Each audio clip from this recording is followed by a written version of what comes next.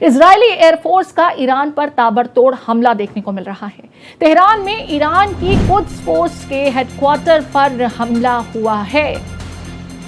तो देखिए, Israeli air force का ईरान पर जबरदस्त हमला। तेहरान में जानकारी मिल रही है कुद्स फोर्स के हेडक्वार्टर पर यह हमला हुआ है इजरायल की तरफ से। खास खुफिया जानकारी के आधार पर इस हमले को अंजाम दिया गया। ईरानी सेना और रिवॉल्यूशनरी गार्ड्स के ठिकानों पर भी अटैक हुआ है। एयरफोर्स के फाइटर जेट्स ने ठिकानों को निशाना बनाया है। आईडीएफ ने सोशल मीडिया पर एक वीडियो भी इस संदर्भ में साझा किया है। तो देखिए, आईडीएफ की तरफ से ये जानकारी दी गई है कि किस तरीके से कुद्स फोर्स के हेडक्वार्टर पर उसने हमला किया। ताबड़तोड़ हमले में जबरदस्त नुकसान की बात कही जा रही है कुद्स फोर्स के हेडक्वार्टर में। खास खुफिया इनपुट के बाद ये प्रिसाइज अटैक किया गया। ईरानी सेना और रिवॉल्यूशनरी गार्ड्स के ठिकानों पर भी अटैक की बात की जा रही है। तो देखिए, जंग के बीच इजरायली मीडिया रिपोर्ट में बड़ा खुलासा हुआ है। बड़ी जानकारी, परिवार के साथ बंकर में खामनेई शिफ्ट हो गए हैं। तेहरान के उत्तर पूर्वी इलाके के एक बंकर में वो शिफ्ट हुए हैं। जंग के बीच इजरायली मीडिया रिपोर्ट में ये बड़ा खुलासा हुआ है। तो देखिए, खामनेई को लेकर के एक बड़ी अपडेट आ रही है।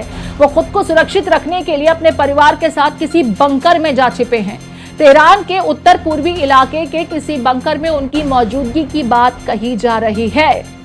तो एक तरफ अगर बात की जाए इजराइल की, तो बहुत क्लैरिटी के साथ ये कहा जा चुका है कि इजराइल खामोश नहीं रहेगा। इजराइल ईरान से जब तक उसे खतरा महसूस होगा तब तक ये जंगी हालात बने रहेंगे। लेकिन ईरान भी चुप नहीं बैठ रहा है। ईरान की तरफ से भी ताबड़तोड़ मिसाइल्स अटैक जो हैं इजराइल की तरफ किए जा रहे हैं। दोनों ओर से नुकसान हो रहा है, कहीं ज्यादा कहीं कम, लेकिन लगातार मिडिल ईस्ट रीजन में तनावपूर्ण हालात बने हुए हैं। मेरे साथ रमेश जुड़ गए हैं। रमेश का रुख कर लेते हैं। रमेश, रिपोर्ट्स हम अपने दर्शकों तक पहुंचा रहे हैं। बाकायदा इजराइल के पास तो पूरी इनपुट है कि ईरान के जो की इंस्टीट्यूशंस हैं, जहां से उस पर हमलों को लेकर प्लानिंग हो रही है, अटैक्स को अंजाम दिया जा रहा है या इनिशिएट किया जा रहा है, एक एक कर चुन चुन कर इजराइल उन पर हमले कर रहा है। कुछ फोर्स के हेडक्वार्टर पर हमले की जानकारी मिल रही है। बड़ा नुकसान ईरान में हुआ है, लेकिन ईरान भी चुप नहीं बैठा है। इजराइल पर जवाबी कार्रवाई हो रही है और जो इनपुट्स मिल रहे हैं वो जॉर्डन और लेबनान के फ्रंट से भी मिल रहे हैं। यानी इजराइल तीन तरफ से घिरा हुआ है। एक तरफ ईरान से लगातार अटैक्स हो रहे हैं, वहीं सपोर्ट जॉर्डन और लेबनान की जमीन से भी ईरान को मिलता और इजराइल के विरुद्ध होता नजर आ रहा है। देखिए, बिल्कुल जिस तरह से लगातार 72 घंटों से जो युद्ध चल रहा है, उसके बाद जिस तरीके से लगातार ईरान और इजराइल के बीच में रॉकेट से जिस तरीके से नुकसान पहुंचाया है, जो मोसाद की जो तैयारी थी, जिस तरह से मोसाद ने आउटपुट दिया और उसके बाद जिस तरह से लगातार हमले हो रहे हैं, उससे कहीं ना कहीं अब जो भयावह स्थिति बनती जा रही है। क्योंकि जिस तरीके से पाकिस्तान का दावा किया जा रहा है ईरान की तरफ से कि पाकिस्तान ने गारंटी दी है कि अगर कोई भी न्यूक्लियर अटैक होता है तो पाकिस्तान भी इजराइल पर न्यूक्लियर अटैक करेगा, तो कहीं ना कहीं बड़ी गंभीरता है, चिंता का विषय है। और शुरुआती दौर में ही आप देखिए कि तमाम ईरान के जो बड़े परमाणु वैज्ञानिक थे उनकी को निशाना बना के इजराइल ने खत्म किया, सेना के अधिकारियों को निशाना बना के खत्म किया। तो इजराइल जो चाहता था वो पा चुका है। अब उसे कुछ पाने के लिए अब नहीं, उसने वो चाहता था कि परमाणु जो वहाँ हथियार बन रहे हैं वो वहाँ ना बनने पाए। और इसके लिए लगातार आप देखिए अमेरिका भी चिंतित था। और अमेरिका जिस तरह से आपने देखा, डोनाल्ड ट्रंप ने कहा कि हाँ, मुझे पता था कि इजराइल हमला करने जा रहा है। तो कहीं ना कहीं ये पूरी तैयारी के साथ किया गया था। और ये लगातार कोशिश रही है अमेरिका की कि कोई भी जिस तरह से मुस्लिम राष्ट्र है वो परमाणु हथियार ना बना पाए, जिससे कि आने वाले दिनों में खतरा ना हो। और यही बात इजराइल ने कभी कहा कि अगर ये हमला ना इजराइल करता तो आने वाले दिनों में बहुत बड़ा हमला उस पर होने की तैयारी की जा रही थी, साजिश की जा रही थी। और जब उसे अपने जो उसकी खुफिया एजेंसी है मोसाद से जब उसे जानकारी मिली, तब उसने इस तरह का अटैक किया है। अब देखना यह होगा कि ट्रंप ने कल अपने ट्वीट पे उन्होंने कहा कि अब हम समझौता कराएंगे, जिस तरह से भारत और पाकिस्तान का कराए थे उसी तरह इजराइल और ईरान का कराएंगे। देखना होगा कि इस बात का जिक्र कर रहे हैं रमेश, यहाँ पर मैं बात करना चाहूंगी अयातुल्ला अली खामेनेई की, जिनको लेकर के इनपुट मिल रहा है कि इजराइल ने खामेनेई के खात्मे को लेकर के बड़ी तैयारी कर ली थी और ऐन वक्त पर अमेरिका की तरफ से वीटो किया गया और कहा गया रुको, अभी बातचीत का मौका है। इस बीच खामेनेई को लेकर के एक इनपुट अपने दर्शकों को हम बता रहे थे जो बंकर में जा छिपे हैं।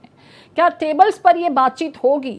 कि इसकी कितनी गुंजाइशें नजर आती हैं, क्योंकि इजराइल पूरी तरह से तैयार है और जो इनपुट मिल रहे हैं वहां की मीडिया के हवाले से जो जानकारी मिल रही है कि आयतुल्लाह अली खामेनेई को खात्मे के लिए पूरी तैयारी ऐन वक्त पर रोकी गई अमेरिका के इंटरसेप्शन के बाद।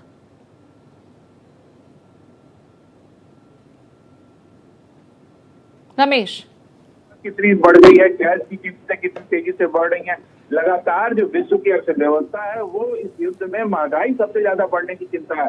कहीं ना कहीं अमेरिका नहीं चाहता है कि इस तरह का कोई बड़ी लड़ाई हो, बड़ा युद्ध हो जिसमें बहुत बड़ा नुकसान हो, क्योंकि अमेरिका के जो बेस कैंप है, अगर ईरान उनको निशाना बनाने लगता है तो कहीं ना कहीं अमेरिका को भी इस लड़ाई में कूदना पड़ेगा और उसके बाद जो स्थिति हो जाएगी वो बहुत भयानक हो जाएगी। इसलिए अमेरिका के राष्ट्रपति डोनाल्ड ट्रंप लगातार ये कह रहे हैं कि अब जो होगा वो दोनों देशों में सीज फायर होगा। देखना होगा कि मध्यस्थता कैसे होती है, कौन इसके बीच में आता है, क्योंकि ईरान भी यही कह रहा है कि अगर इजराइल उस पर हमला ना करे तो ईरान उस पर हमला नहीं करेगा। तो कहीं ना कहीं ये दोनों देशों को अब देखना होगा कि क्योंकि 400 से अधिक हत्याएं हो चुकी हैं ईरान में, 20 से अधिक लोग मर चुके हैं इजराइल में, 1600 से अधिक लोग घायल हुए हैं ईरान में, 400 लोग इजराइल में घायल हुए हैं। तो नुकसान दोनों तरफ हो रहा है और जिस तरीके से नुकसान हो रहा है उससे कहीं ना कहीं और भयानक स्थिति बनती जा रही है। तो देखना होगा कि अब अमेरिका के हस्तक्षेप से दोनों देशों के बीच जो युद्ध के हालात है वो महायुद्ध की ना बढ़े, इसके लिए डोनाल्ड ट्रंप ने ऐन वक्त पर वीटो लगा दिया। आयतुल्लाह अली खामेनेई को मारने का पूरा प्लान बना लिया गया था। अमेरिका की तरफ से जो अधिकारियों की जानकारी मिल रही है उनकी तरफ से इनपुट कि अमेरिका ने खामेनेई को मारने का जो प्लान था उसे रोक दिया, इजराइल को इसकी मंजूरी नहीं दी और अब बातचीत के लिए ट्रंप कोशिश कर रहे हैं कि जैसे भारत और पाकिस्तान के बीच दोनों देशों को सीज फायर के लिए उन्होंने राजी कर लिया था, ठीक इसी तरीके से इजराइल और ईरान के बीच भी सीज फायर जैसे हालात डेवलप हों। बहुत शुक्रिया रमेश तमाम जानकारी साझा करने के लिए।